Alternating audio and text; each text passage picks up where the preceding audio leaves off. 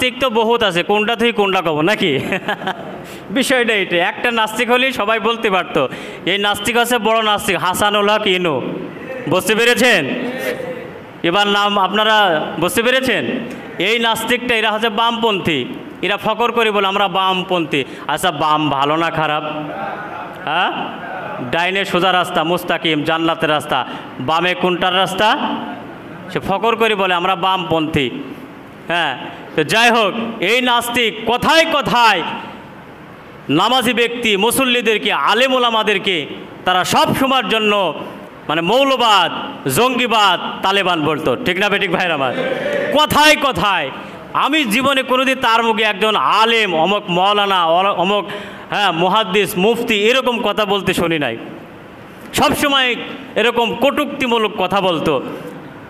এমনকি এই বাংলাদেশের এশিয়া মহাদেশের সবথেকে বড় একজন আলেম আমার উস্তাদ ও শায়েখ মরহুম আল্লামা আহমদ শফি রহমাতুল্লাহ আলাই, তাকেও সে তেতুল হুজুর বলেছিল, ঠিক না বেঠিক ভাইরা আমার? তেতুল হুজুর বলে গালি দিয়েছিল। আজকে কোথায় তুমি, কোথায় আজকে? টিটকারি মেরেছিলে, জুলুম করেছিলে। অত ইব্রাহিম আমার হাবিবের কাছে যাও, আমার হাবিবকে বলে দাও ইয়া আইয়ুহাল্লাযীনা আমানু দুখুলু ফিস-সিলমি কাফা, তোমরা যদি ইসলামকে মানতে চাও, যদি পরিপূর্ণ মুসলমান হইতে চাও, তাহলে পরিপূর্ণ ইসলামের ভিতরে দাখিল হতে হবে। একটা মানবা আর একটা মানবা না, তাহলে পরিপূর্ণ মুসলমান হতে পারবা না, ঠিক কি না? একটা মানবা আর একটা মানবা না, তাহলে পরিপূর্ণ তুমি মুসলমান না। আমি হালাল করেছি উঠের গোস্ত, তুমি খাচ্ছ না, তাহলে তুমি ইসলাম মানলে না, ঠিক কি না? তাহলে তুমি ইসলাম মানলে না। শুধু ইসলাম কোরআনের কথা এটা তো মানতে হবে, রসুলের হাদিসের কথাও এরকম আসছে যে একজন আপনার বড় ইমাম ছিলেন আবু ইউসুফ রহমাতুল্লাহ আলাই, তিনার জামানায় একবার এই যে তিনি ওয়াজ করতেছেন, লাউ যেটাকে আমরা লাউ বলি, অনেকে কদু বলি, এই লাউ খাওয়া আল্লাহ রসুলের একটা সুন্নত। আল্লাহ রসুল লাউকে পছন্দ করতেন, সুবহানাল্লাহ বলেন, পছন্দ করতেন। তিনি সুন্নতের আলোচনা করতে গিয়ে আবু ইউসুফ রহমাতুল্লাহ আলাই তিনি এরকমভাবে বলছে লাউ খাওয়া সুন্নত, তোমরা লাউ বেশি বেশি খাবে, অনেকগুলো ফজিলত বর্ণনা করেছেন।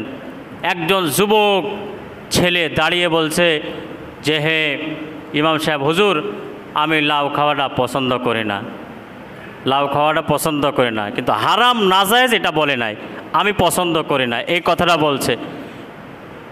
ইমাম সাহেব তিনি উঠে দাঁড়িয়ে এমনভাবে রাগান্বিত হয়ে গেলেন যে আল্লাহর রসুলের একটা সুন্নতকে তুমি পছন্দ করো না, তোমাকে কতল করা এই মুহূর্তে জায়েজ হয়ে গেছে, সুবহানাল্লাহ বলেন, তোমাকে কতল করা জায়েজ হয়ে গেছে, আল্লাহর রসুলের সুন্নতকে অমান্য করছো। তখন ওই যুবক তার ভুল বুঝতে পেরে বলছে যে আমি তওবা করে নিলাম, আমি এরকম কথা আর কোনোদিন বলবো না, সুবহানাল্লাহ। এই জন্য একটা মানবেন আর একটা মানবেন না, এটা পরিপূর্ণ মুসলমান নয়। পরিপূর্ণ মুসলমান ওই ব্যক্তি যে পরিপূর্ণ ইসলামের মধ্যে দাখিল হয়ে গেছে। সব সময়ের জন্য যে নামাজ পড়ে, দেখবেন কিছু মুসল্লি জুমা পড়ে, কিছু মুসল্লি আছে ঈদের নামাজ পড়ে, আছে না নাই? যারা নামাজ পড়ে এরকম কিছু মুসল্লি আছে, আবার কিছু মুসল্লি আছে দেখবেন যে নির্বাচনের সময় আসলে টুপি একটা মাথায় দেয়, আছে না নাই? আছে না নাই? টুপি আছে কোথায় খুঁজে বেড়ায়, স্ত্রীকে যাই বলছে টুপি টুপি আছে নাকি একটু দেখো, সিপাই সাপাই খুঁজে দেখে আলমারির নিচে ময়লা হয়ে গেছে, কয়েকটা পাইছি ওটাই দাও, নির্বাচন সামনে মাথায় দিয়ে চলতেছে, আছে না নাই? আছে না নাই? এটাকে পরিপূর্ণ মুসলমান না ধোঁকাবাজ বলেন? আপনারা রাগ করতেছেন? আমি কোরআন এবং হাদিস দিয়ে কথা বলি, পয়েন্টে কথা বলি, ফাউল কথা আমি বলি না, আমার অভ্যাসও নাই। আমি ক্যাসেট শুনি ওয়াজও করি না, আমি কিতাব দেখি, আমার রুমে বহুত কিতাব, তাফসিরের কিতাব, হাদিসের কিতাব, অনেকগুলো লাখ লাখ টাকার কিতাব আমার আছে, আমি পড়ে আমি ওয়াজ করি। সব এগুলো কোরআনের কথা, এগুলো হচ্ছে পরিপূর্ণ মুসলমান নয়। পরিপূর্ণ মুসলমান হতে গেলে আল্লাহর হুকুম মানতে হবে। হ্যাঁ, এরকম নয় যে আপনাকে সারাদিন মসজিদে বসে বসে জিকির করতে হবে। হ্যাঁ, সারাক্ষণ আপনি রোজা রাখবেন, বছরে প্রত্যেক দিন রোজা রাখবেন, আপনি মসজিদে এসে জিকির আজকার করবেন, দুনিয়াদারি কোনো কিছু করবেন না, এরকম আবার নিষেধ আছে, এরকম জায়েজ না। আল্লাহ পাক বলছেন তুমি ফজরের নামাজ পড়ো, নামাজ পড়ে মসজিদে বসে থাকার দরকার নাই, তোমার রিজিকের জন্য বাহির হয়ে যাও, রিজিক তালাশ করো। তোমার ফ্যামিলি আছে, তোমার বাচ্চা কাচ্চা আছে, তাদের খাবারের প্রয়োজন, তোমার খাবারের প্রয়োজন, তাদের পোশাক আশাক আছে, তাদের অসুখ বিসুখ হলে তাদের এরকম ডাক্তারের কাছে যেতে হয়, তাদের ওষুধ কিনতে হয়। তুমি মসজিদে বসে থাকো না, তুমি যাও তোমার রিজিকের সন্ধানে চলে যাও। সুবহানাল্লাহ বলেন, ঠিক কি না? আল্লাহর হুকুম এইটাই। তুমি নামাজের সময় হলে নামাজ পড়ো, বাকিটা তুমি কাম কাজ করো। তোমার চাকরি থাকলে চাকরি করো, ব্যবসা থাকলে ব্যবসা করো, কৃষি কাজ করে কৃষিকাজে চলে যাও, বেহুদা বসে থেকো না, অযথা সময় কাটিও না, তুমি কাজে লেগে থাকো। অযথা সময় কাটানো, ঘোরাঘুরি করা, এটাও নিষেধ আছে। তোমাকে আল্লাহ হাত পাও দিয়েছে, বিবেক বুদ্ধি সব দিয়েছে, তুমি কেন সারাদিন ঘোরাঘুরি করবা, বসে থাকবা? তুমি যাও, কাজে চলে যাও, কাজ করো। কাজটা ছোট হোক আর বড় হোক সেটা বিষয় না, ব্যবসাটা ছোট হোক আর বড় হোক ওইটা তারতম্য নয়। তুমি একটা কাজ যেটা তুমি করবে, ওই কাজটা শর্ত হলো হালাল হতে হবে। শর্ত কি? হালাল হতে হবে, হালাল কাজটা করো, আল্লাহ পাক আদেশ করেছেন। যাই হোক, যেটা বললাম যে পরিপূর্ণ দাখিল হতে হবে ইসলামের ভিতরে, আল্লাহর হুকুম পরিপূর্ণ মানতে হবে। একটা মানলাম আর একটা মানলাম না, এরকম না। নামাজ পড়লাম কিন্তু আবার অন্যায় করলাম, নামাজ 5 ওয়াক্ত পড়লাম আবার মানুষের সাথে জুলুম করলাম, নির্যাতন করলাম, আছে না নাই? এটাও ইসলামে সম্পূর্ণ নিষেধ। আল্লাহর রসুল বলেন আয-যুলমু যুলুমাতু ইয়াউমাল কিয়ামা, কিয়ামতের কঠিন মুহূর্তে জুলুমকারী সে অন্ধকার দেখা দিবে, চোখে দেখবে না, অর্থাৎ ওই ব্যক্তিকে আল্লাহ পাক জাহান্নামে দিয়ে দেবেন। সুবহানাল্লাহ বলেন। যে ব্যক্তি জুলুম করে, নির্যাতন করে মানুষের প্রতি, আল্লাহ রাব্বুল আলামিন কোরআনুল কারীমের ভিতরে সূরা মুমিন 17 নম্বর আয়াত আল্লাহ পাক রব্বুল আলামিন বলেন আল ইয়াউমা তুজজা কুল্লু নাফসিম বিমা কাসাবাত। আল্লাহ পাক রব্বুল আলামিন বলেন তোমার এই জুলুম নির্যাতনের এরকমভাবে ফল তুমি কিয়ামতের ময়দানে পাবা। আল্লাহ পাক রব্বুল আলামিন তোমার এই ফল দিবেন। তুমি যা অন্যায় করেছো, জুলুম করেছো, নির্যাতন করেছো, এই কৃতকর্মের ফল তোমাকে ভোগ করা লাগবে, ঠিক কিনা? ভোগ করতে হবে। লা জুলমাল ইয়াউম, সেই কিয়ামতের ময়দানে আল্লাহ পাক বলেন আজকে কোনো জুলুম নাই, আজকে কোনো নির্যাতন নাই। কারণ কি? আজকের লিমানিল মুলক, আজকের ক্ষমতা যেহেতু আমার, আজকে কারুর প্রতি জুলুম করা হবে না। লা জুলমাল ইয়াউমা, সেই দিন কারুর প্রতি জুলুম করা হবে না। ইন্নাল্লাহা সারিউল হিসাব, আল্লাহ পাক দ্রুতই এরকমভাবে তাদের হিসাব কিতাব গ্রহণ করবেন। চিৎকার দেবেন সুবহানাল্লাহ। দ্রুত হিসাব কিতাব গ্রহণ করবেন, কারুর প্রতি জুলুম করা হবে না, আল্লাহ জুলুম করবেন না কারুর প্রতি। যে যতটুকু গুনার কাজ করবে আল্লাহ পাক তাকে ততটুকুই দিবেন। ফামাইয়ামাল মিসকালা যাররাতিন খায়রান ইয়ারা, আল্লাহ পাক বলেন যে যতটুকু নেকির কাজ করবে, আমল করবে, তার প্রতিদান ততটুকুই দেওয়া হবে, তার থেকেও বেশি দেওয়া হবে না। ওয়ামাইয়ামাল মিসকালা যাররাতিন শাররান ইয়ারা, আর যে যতটুকু গুনার কাজ করবে, বধির কাজ করবে, তার শাস্তিও তাকে ততটুকু নেওয়া লাগবে। সুবহানাল্লাহ, তার শাস্তিও ততটুকু নেওয়া লাগবে। নেকির কাজ করলে নেকি যতটুকু আপনি পাইবেন, আমি পাবো, ততটুকুই দিবেন, কম দিবেন না আল্লাহ পাক। বেইনসাফ করবেন না। আল্লাহ পাক বলেন লা জুলমাল ইয়াউমা, কিয়ামতের ময়দানে আমি জুলুম করব না। আপনি যতটুকু নেকি পাইবেন ততটুকুই তার যাজা দেওয়া হবে। আবার যতটুকু গুনার কাজ করবেন ততটুকুই তাকে সেই গুনাহ এরকমভাবে আযাব দেওয়া হবে, বেশি দেওয়া হবে না। গুনার মাত্রা যতটুকু ততটুকুই আযাব দিবেন আল্লাহ, বেশি দিবেন না। কোরআনের কথা আল্লাহ পাক বলছেন, কোরআন যে কারোর বেশি দেওয়া হবে না, কমও দেওয়া হবে না, কারণ আমি আল্লাহ এরকমভাবে নেকির পাল্লা বধির পাল্লা মাপবো। সেই দিনকে আমি ইনসাফগার হব, ইনসাফকার, আমি জুলুমকারী হব না, অন্যায়কারী হব না। যেমন পৃথিবীতে মানুষ অন্যায় করে, জুলুম করে, নির্যাতন করে, এরকম আমি কখনো হব না। মানুষের প্রতি জুলুম, এরকম অন্যায় কথা বলে, কোরআনের কথা বললে তারা মানতে চায় না, অনেক আছে, এরকম আছে না নাই? হাদিসের কথা বললে, রসুলের সুন্নতের কথা বললে বলে মোল্লা মৌলবীরা যা বলছে বলুক, আমাদের যেটা করা সেটাই করব, এরকম পাবলিক আছে না নাই? আল্লাহ পাক রব্বুল আলামিন এদের ব্যাপারও বলেন, ইল্লা মান তাওয়াল্লা ওয়া কাফারা ফায়ুআযযিবুহুল্লাহুল আযাবাল আকবার। আল্লাহ তাআলা বলেন, যারা কোরআন এবং হাদিস থেকে মুখ ফিরিয়ে নিল, বিশ্বাস করলো না, ওই সমস্ত বান্দারা হলো কাফের হয়ে যায়। ইল্লা মান তাওয়াল্লা ওয়া কাফার, ওরাই কাফের হয়ে যায়। এদের জন্য আল্লাহ রাব্বুল আলামিন জাহান্নামের মহা শাস্তির ব্যবস্থা করেছে। সুবহানাল্লাহ। ফায়ুআযযিবুহুল্লাহুল আযাবাল আকবার, আকবার কাবির অর্থাৎ বড় মহা শাস্তির ব্যবস্থা আল্লাহ পাক তাদের জন্য করে রেখেছে। ইন্না ইলাইনা ইয়াবাহুম, তারা আমার কাছে আসবে, সুম্মা ইন্না আলাইনা হিসাবাহুম, তাদেরকে আমি আল্লাহ এরকমভাবে শাস্তি দিব, তাদের হিসাব কিতাব আমি আল্লাহ নেব। সুবহানাল্লাহ বলেন।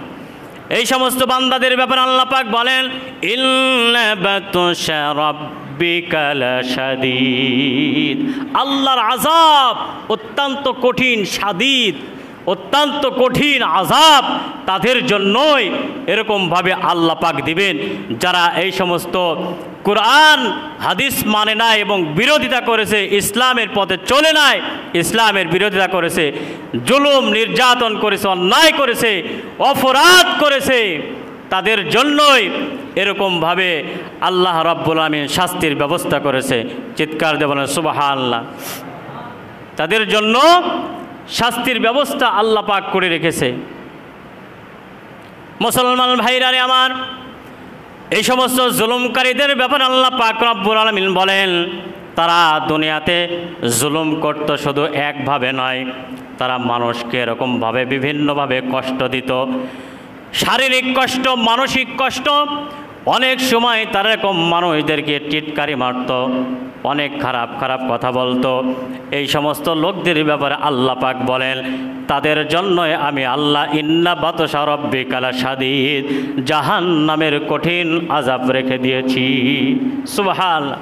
জাহান্নামের কঠিন আযাব আমি আল্লাহ তাদের ব্যাপারে রেখে দিয়েছি।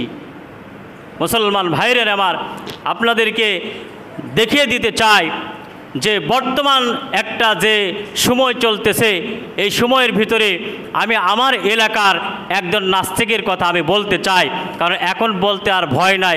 আলেমরা এতদিন এরকমভাবে যায়, ভয়তে বলে নাই, কিন্তু এখন আলেমদেরকে কথা বলতে হবে। এখন না বললে আল্লাহর কোরআনের হক আদায় হবে না। আল্লাহ পাক বলেন যে আমি কোরআনে যা বলেছি সব মানুষের ভিতরে পৌঁছায় দাও। সুবহানাল্লাহ বলেন। শুধু নামাজের ওয়াজ, হজের ওয়াজ, জাকাতের ওয়াজ, রমজান মাসের ওয়াজ, মুহররমের ফজিলত, শবে বরাত, শবে কদরের ফজিলত বললে হক আদায় হবে না। কোরআনটা সবার জন্য, কোরআনের সব কথাগুলো মানুষকে বলতে হবে। ঠিক না বেঠিক ভাইয়ের আমার? আল্লাহর নবী বলেন, বাল্লিগু আন্নি ওয়ালাউ আয়া, আমার পক্ষ থেকে যা তোমরা শুনেছো সবগুলো মানুষের দ্বারে দ্বারে পৌঁছায় দাও। সুবহানাল্লাহ বলেন। পৌঁছায় দিতে হবে মানুষের দ্বারে দ্বারে। সত্য কথা না বললে নবীজি বলেন সে হলো বোবা শয়তান। কি শয়তান? বোবা শয়তান, যে সত্যটা বলে না। এই জন্য যেটা বলতে যাচ্ছিলাম, আমাদের দেশের একজন নাস্তিক গত সপ্তাহে ধরা পড়ছে। আপনারা জানেন নাস্তিকের নামটা কি বলেন তো দেখি? কুষ্টিয়া জেলা বাড়ি। জানেন? জানেন না? তাহলে তো আপনি বাংলাদেশের মুসলমানই না। কি নাম? হ্যাঁ, আসলে বিষয় হলো কি, নাস্তিক তো বহুত আছে, কোনটা থেকে কোনটা কব নাকি? বিষয়টা এটা, একটা নাস্তিক হলেই সবাই বলতে পারতো এই নাস্তিক আছে বড় নাস্তিক, হাসানুল হক ইনু। বুঝতে পেরেছেন? এবার নাম আপনারা বুঝতে পেরেছেন? এই নাস্তিকটা এরা হচ্ছে বামপন্থী, এরা ফকর করে বলে আমরা বামপন্থী। আচ্ছা বাম ভালো না খারাপ? হ্যাঁ, ডাইনে সোজা রাস্তা মুস্তাকিম জান্নাতের রাস্তা, বামে কোনটার রাস্তা? সে ফকর করে বলে আমরা বামপন্থী। হ্যাঁ, তো যাই হোক, এই নাস্তিক কথায় কথায় নামাজি ব্যক্তি মুসল্লিদেরকে আলেম ওলামাদেরকে তারা সব সময়ের জন্য মানে মৌলবাদ জঙ্গিবাদ তালেবান বলতো, ঠিক না বেঠিক ভাইরা আমার? কথায় কথায় আমি জীবনে কোনোদিন তার মুখে একজন আলেম অমুক মৌলানা অমুক মুহাদ্দিস মুফতি এরকম কথা বলতে শুনি নাই। সবসময় এরকম কটূক্তিমূলক কথা বলতো। এমনকি এই বাংলাদেশের এশিয়া মহাদেশের সবথেকে বড় একজন আলেম আমার উস্তাদ শায়েখ মরহুম আল্লামা আহমদ শফি রহমাতুল্লাহ আলাই, তাকেও সে তেতুল হুজুর বলেছিল, ঠিক না বেঠিক ভাইরা আমার? তেতুল হুজুর বলে গালি দিয়েছিল। আজকে কোথায় তুমি, কোথায় আজকে? টিটকারি মেরেছিলে, জুলুম করেছিলে, অথচ একজন খাঁটি আলেম। আলেম আবার 3 প্রকার। আলেম আবার কয় প্রকার মনে রাখবেন? সরকারি, দরকারি, তরকারি। 1 প্রকার আলেম জান্নাতি আর 2 প্রকার জাহান্নামী। আমাদের কথাও বলি, শুধু আপনাদের কথা না। 2 প্রকার আলেম জাহান্নামী, 1 প্রকার জান্নাতি। সরকারি আর তরকারি জাহান্নামী। আর দরকারি যে আলেম তারা হলো খাঁটি আলেম, দিনের থেকে ইসলাম থেকে সরে যায় না, জেল খাটলেও ফাঁসি হইলেও কোরআনের কথা বলেই গিয়েছে, ঠিক না বেঠিক ভাইরা আমার? এটা হচ্ছে জান্নাতি। আল্লামা আহমদ শফি রহমাতুল্লাহ আলাই আমার উস্তাদ আমার শায়েখ, তাকে তেতুল হুজুর বলে গালি দিয়েছে। অথচ আল্লাহ রসুল বলেন ইন্নামাল ওলামা ওরাসাতুল আম্বিয়া, ওলামাই কিরাম হলো আমার ওয়ারিশ, আমার ওয়ারিশ, আমার বংশধর। বংশধর মানে কি? ওয়ারিশ মানে কি? আমরা ওয়ারিশ বলতে বোঝাই আমার বাপ মারা গেছে, তার ধন সম্পদ টাকা পয়সা স্বর্ণ হীরা মণি মুক্তা যা আছে আমরা ভাগে ওয়ারিশ হিসাবে পাবো, ঠিক কিনা? আমরা ভাই বোন যা আছে আমরা পাবো। এইটা আছে মালের ওয়ারিশ, দুনিয়ার ওয়ারিশ। আর নবীজি ওয়ারিশের কথা বললেন দুনিয়ার কোনো টাকা পয়সা ধন দৌলতের ওয়ারিশ না, আলেম সম্প্রদায় হলো আমার ওয়ারিশ, অর্থাৎ আমার ইলমের ওয়ারিশ। সুবহানাল্লাহ বলেন। আমার এলেমের ওয়ারিশ, তারা আমার কোরআন আমার সুন্নাহর তারা শিক্ষা গ্রহণ করবে, সেই শিক্ষা মানুষের দ্বারে দ্বারে পৌঁছাই দিবে। এইটাই আমার পরে আমার উলামাই কিরাম তারা প্রচার করবে, আমার এলেমের ধারক এবং বাহক হবে। কারণ আনা খাতামুন নাবিয়্যিন লা নাবিয়্যা বাদি, আমি রসুলের পরে, আমি নবীর পরে আর পৃথিবীতে কোনো নবী আসবে না। তাহলে কোরআন এবং হাদিসের দাওয়াত কারা পৌঁছাবে? সেই হলো কিয়ামত পর্যন্ত উলামাই কিরাম পৌঁছাবে। তারা হলো আমার ওয়ারিশ, আমার এলেম এবং আমার কোরআনের ধারক এবং বাহক। চিৎকার দেবেন সুবহানাল্লাহ। এটা হচ্ছে আল্লাহর রসুল বলেন সহিহ হাদিস। অনেকে আবার বলে যে উলামায়ে কিরাম আলেমরা নবীর ওয়ারিশ না, এই কথা বিশ্বাস করে না। বিশ্বাস না করলে ঈমান থাকবে না, যাবে? সহিহ হাদিস ইন্নামাল ওলামা ওয়ারাসাতুল আম্বিয়া, ওলামা অর্থাৎ এখানে বহু বচন দেওয়া হয়েছে, শুধু একজন আলেম বলি না, আলেমরা, আলেম সম্প্রদায় আমার ওয়ারিশ, অর্থাৎ বাল্লিগু আন্নি ওয়ালাউ আয়াত, আমার পক্ষ থেকে একটা বাক্য হলো তোমরা পৌঁছে দাও। আল্লাহর নবী বলছেন তো এই বাক্যটা কে পৌঁছাবে? যেহেতু নবীর পরে আর নবী আসবে না, তাহলে এই বাক্যটা কে পৌঁছাবে? আমার এলেমের ধারক এবং বাহক উলামায়ে কিরাম থাকবে। তারাই দুনিয়ার সমস্ত জায়গায় কোরআনের কথাগুলো তারা প্রচার করবে, প্রসার করবে, আমার হাদিসগুলো সুন্নতগুলো তারা প্রচার করবে। তারাই হলো আমার ওয়ারিশ, অর্থাৎ তারাই হলো উলামায়ে কিরাম। চিৎকার দেবেন সুবহানাল্লাহ। বুঝতে পেরেছেন? এটা হচ্ছে হাদিসের মূল কথা। আল্লাহ রসুল প্রথমে বললেন বাল্লিগু আন্নি ওয়ালাউ আয়া, আমার পক্ষ থেকে যা শুনবেন সব মানুষের কাছে পৌঁছাই দিবেন। এখন আবার আর এক আয়াতে বলছেন, আর এক হাদিসে নবীজি বলছেন আনা খাতামুন নাবিয়্যিন লা নাবিয়্যা বাদি, আমি শেষ নবী, আমার পরে কোনো নবী আসবে না। তাহলে আমার পরে নবী আসবে না, তাহলে ওই কথাগুলো কে পৌঁছাবে? কে পৌঁছাবে? ওলামায়ে কিরাম বলছেন, বড় বড় মুহাদ্দিসিনে কিরাম বলছেন, নবীজি আবার সহিহ হাদিসে বলছেন, ইন্নামাল আমালু, এই ইন্নামাল উলামা ওয়ারাসাতুল আম্বিয়া, হে মানব জাতি, আমার এই কথাগুলো পৌঁছাবে হলো আমার পরে এক শ্রেণীর ওলামায়ে কিরাম থাকবেন, তারা হলো আমার ওয়ারিস, আমার এই বাক্যগুলো ইলমগুলো তারাই মানুষের দ্বারে দ্বারে পৌঁছায় দেবে। চিৎকার দিয়ে বলেন সুবহানাল্লাহ। তাহলে এবার বুঝতে পেরেছেন, ওলামায়ে কিরাম নবীর ওয়ারিস। কার ওয়ারিস? নবীর ওয়ারিস, অর্থাৎ নবীর বংশধর।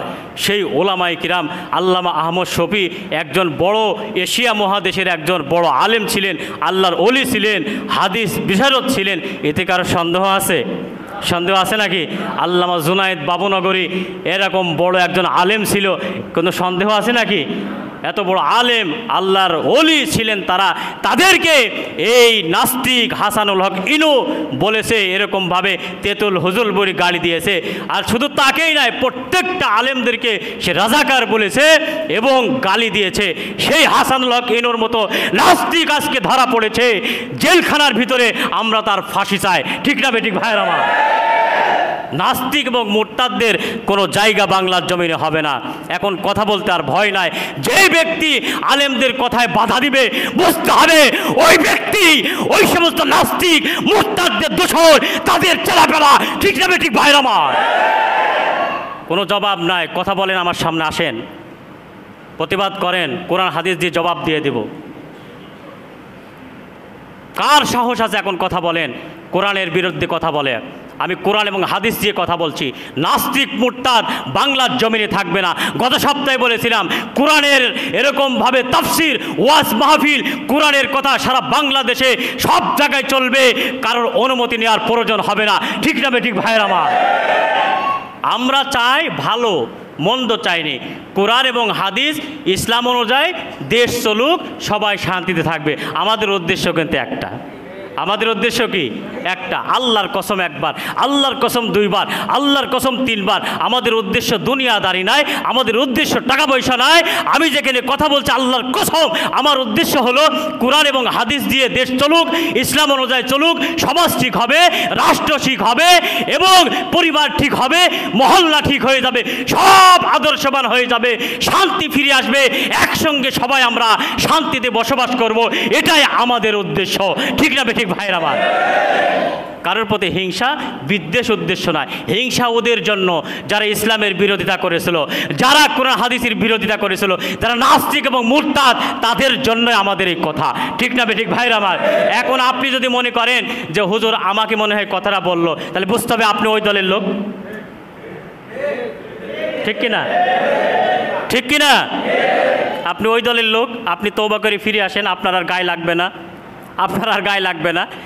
আপনি যদি মনে করেন হুজুর মনে আমাকে কথাটা বললো, তাহলে আপনি বুঝতে হবে যে আপনি ওই দোষে দোষান্বিত, আপনি ওই রোগে আক্রান্ত। তাহলে ওই রোগ থেকে আপনাকে ফিরতে হলে ওষুধ খেতে হবে। ওষুধের নাম কি? তওবা ইস্তেগফার। ঠিক কিনা? ওষুধের নাম তওবা ইস্তেগফার। তওবা করে ফিরে আসেন, আপনার আর গায়ে জ্বালা পোড়া লাগবে না। ঠিক না বেঠিক ভাইয়ের আমার? এই জন্য আমরা সবাই চাই দেশের ভিতরে শান্তি আসুক, নতুন কোনো ষড়যন্ত্র না হোক, দেশকে কেউ অস্থিতিশীল করতে না পারে, এটাই সকলে সতর্ক হতে হবে। আমাদের দেশ যেখানে 90-92% মুসলমানের দেশ, এই দেশে আমরা সবাই বসবাস করব একসঙ্গে, আমরা সবাই বসবাস করব কোরআন হাদিস দিয়ে, আমরা ইসলামের ভিতরে থাকব, শান্তি থাকব। এইটা আমাদের মুখ্য উদ্দেশ্য। আল্লাহ পাক আমাদের সকলকে তৌফিক দান।